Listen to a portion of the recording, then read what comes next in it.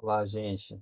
É, além dos tipos que a gente já mencionou, que são os grafos dirigidos, grafos não dirigidos, grafos ponderados, grafos não ponderados, existem outros tipos de grafos com poder de modelagem tão interessante quanto, né?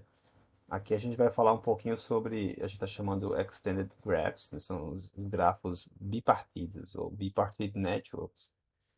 Então, em geral, é, as redes eles têm o mesmo tipo de nó, de vértices. Por exemplo, no Facebook, né, são todos usuários. Então, um usuário se relaciona, se conecta, interage com outros usuários. Vamos simplificar nesse exemplo, né, porque também tem comunidades, mas digamos que só usuários.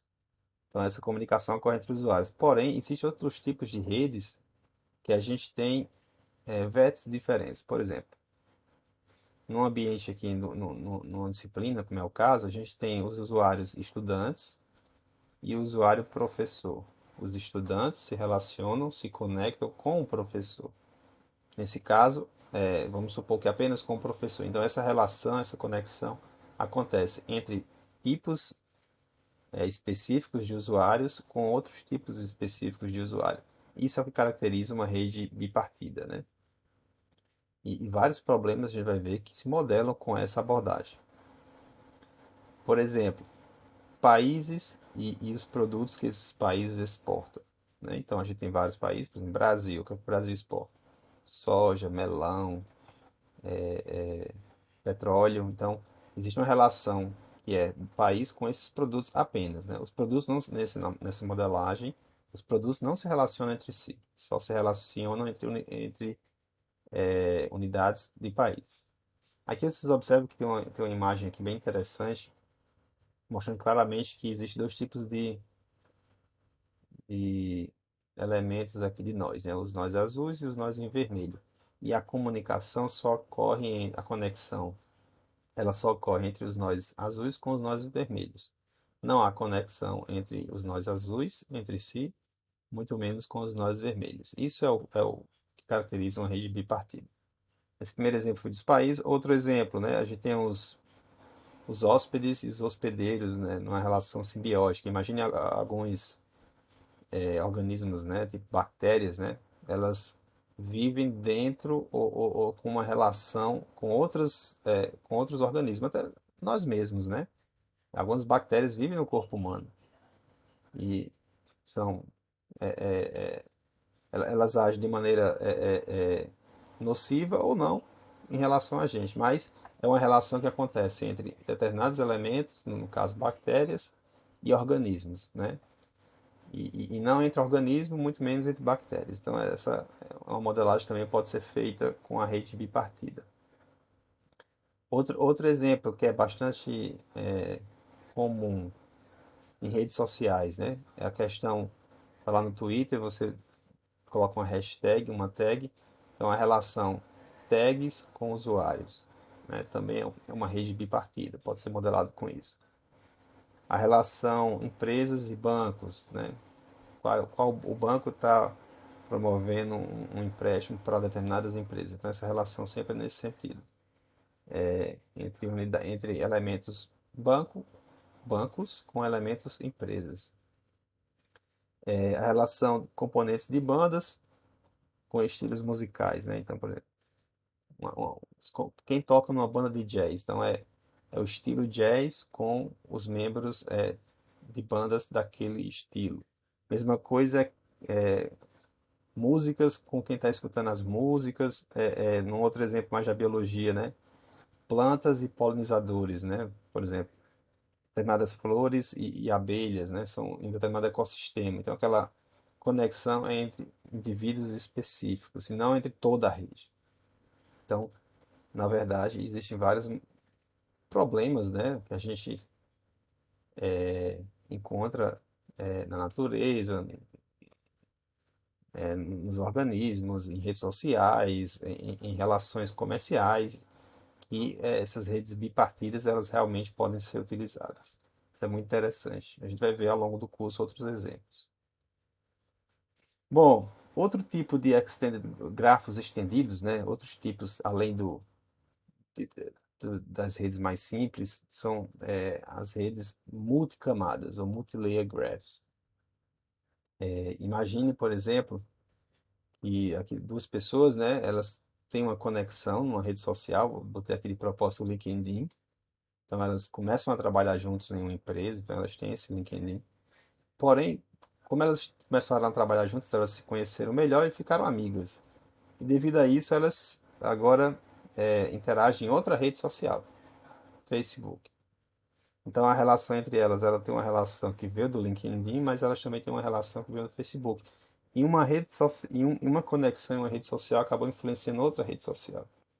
Isso também pode ser modelado. Nesse caso, em geral, né, a gente pega dois nós e dois nós do nosso grafo, da nossa rede, eles se comunicam com apenas uma aresta. Mas é possível também eles se comunicarem com várias arestas. Cada aresta vai modelar uma determinada conexão. Nesse caso aqui em específico, uma aresta é o LinkedIn, outra aresta é a conexão do Facebook. Isso também é possível ser modelado. De maneira mais formal, né, a gente diz que quando um grafo, né, ele é um multigrafo, ele é um grafo G, ele tem seu subconjunto de vértices, as bolinhas, ele tem suas arestas, são as conexões, mas agora ele tem um elemento L, que é a layer, a camada, né? Porque essas arestas agora elas podem ter tipos diferentes. Observe que um edge, né? Agora ele é formado por dois nós, o IV, né? O IV pertence aos vértices, e um Lzinho, onde esse Lzinho é justamente uma camada. Então, esses dois vértices, eles podem ser, nesse caso aqui, nesse exemplo, né? Essas duas arestas estão conectando esses dois vértices. Pode ser do mesmo tipo, só mudando o peso, talvez, entre elas. Mas vocês podem perguntar, se aqui for 3 e aqui for 2, né? Por que a gente não somaria 5 e faria apenas uma aresta? É verdade, isso poderia ser feito. Então, para dar um nível a mais de modelagem, a gente pode dizer que as arestas, elas têm tipo. Aqui de propósito, estou com três tipos, né? Tem um tipo azul, por exemplo, Facebook, tem o tipo cinza e o tipo vermelho. Então, esses três tipos, eles poderiam ser utilizados para representar essas conexões diferentes. Isso também tem muitas aplicações relacionadas com isso. Bom, e por fim desses Extended Graph, né, um tipo que tem uma aplicação assim muito grande, que são os grafos dinâmicos, né? Que até agora a gente tem mostrado alguns exemplos de grafos estáticos ali, que tem as conexões, mas as conexões são formadas e não ficam por o resto da vida, né? Essas conexões elas podem mudar. Numa rede social, a pessoa pode se conectar com outra e depois desfazer essa conexão por N fatores, né? E a imagem, o snapshot, a figura do grafo da nossa rede, ela varia no instante de tempo, né? Aqui eu coloquei t igual a 1, t igual a 2 e t igual a 3, só para representar, mas aqui tem a mesma quantidade de nós, só para ficar mais didático. E vocês podem ver que as conexões aqui, as arestas, elas estão mudando com o decorrer do tempo. Isso de fato acontece. E como é que a gente modela isso? É usando essa questão dos grafos dinâmicos, também chamados de grafos temporais. É uma outra forma. Aqui no exemplo que está aqui no slide, é bem intuitivo, né? Por exemplo, digamos que está modelando ruas, avenidas em uma cidade. Pode ser que, ok, em um dado momento uma rua se conecte com outra rua, mas pode ser que esteja uma manutenção na rua e aquela conexão não seja possível por um instante de tempo. Depois ela volta a ser. Então, como modelar isso? São grafos dinâmicos. Tem toda uma série de soluções, uma série de algoritmos, uma série de análises para identificar isso e extrair informação desse tipo de gráfico. Muito importante e muito interessante também. Aqui é apenas uma visão um pouco mais formal do que seria esses grafos dinâmicos. Observe que agora o grafo G não é apenas o grafo G. O grafo G ele é um conjunto de vários outros grafos. O grafo G1, o grafo G2 até o grafo Gn, onde esse GI aqui é justamente o instante de tempo. O grafo G2 é o grafo G no instante de tempo 2. A unidade aqui a gente pode abstrair. E cada instante de tempo desse, o grafo é formado por um conjunto de vértices e um conjunto de arestas. Porque sim, né? O número de vértices pode mudar. Apesar daqui eu ter colocado todo mundo com o mesmo número de bolinhas, pode ser que no instante 2 esse vértice aqui tenha sumido e no instante 3 ele tenha aparecido novamente. Isso é possível de acontecer. Então, a modelagem é nesse sentido. Essa figura aqui é bem interessante. Observe que, vamos supor que nessa nossa rede fictícia didática, a gente tem uma relação de A para B, de A para C e de B para C. Três elementos. Aqui é o instante de tempo, né? Nesse eixo X aqui seria o instante de tempo. Então, a relação de A para B, ela é ativa nesse instante aqui, né? Que seria daqui para cá, né? Ela é ativa novamente nesse instante de tempo aqui.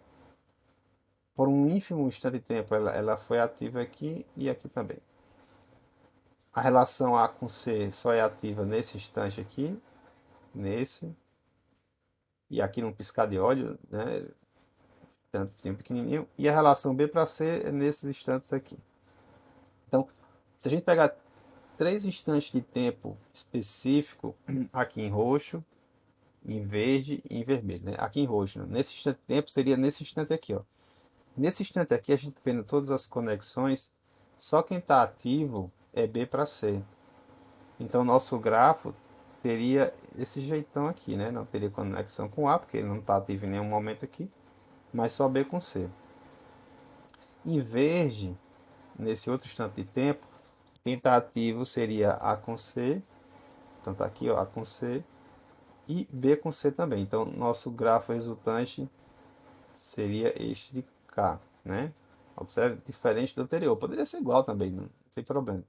E por fim, aqui eu fiz de propósito, o vermelho, ninguém está ativo. Então, nosso grafo não tem nenhuma conexão nesse instante. E isso é valiosíssimo, esse tipo de modelagem, porque as estruturas, quase sempre, as estruturas que a gente vai estudar, são estruturas dinâmicas, que realmente mudam sua estrutura com o tempo. E poder modelar isso é de fundamental importância. Bom, então é isso. A gente apresentou aqui nesse vídeo, né, uma série de grafos estendidos, assim que a gente está chamando. Tanto grafos dinâmicos, grafos bipartidos, e isso tem uma modelagem, um poder de modelagem muito interessante, dado que os problemas que a gente encontra no dia a dia, realmente eles acabam tendo essas propriedades. Então, nos próximos vídeos, a gente vai dar continuidade aqui a outros tópicos relacionados com a parte mais básica da área de análise de redes. Então, até o próximo vídeo.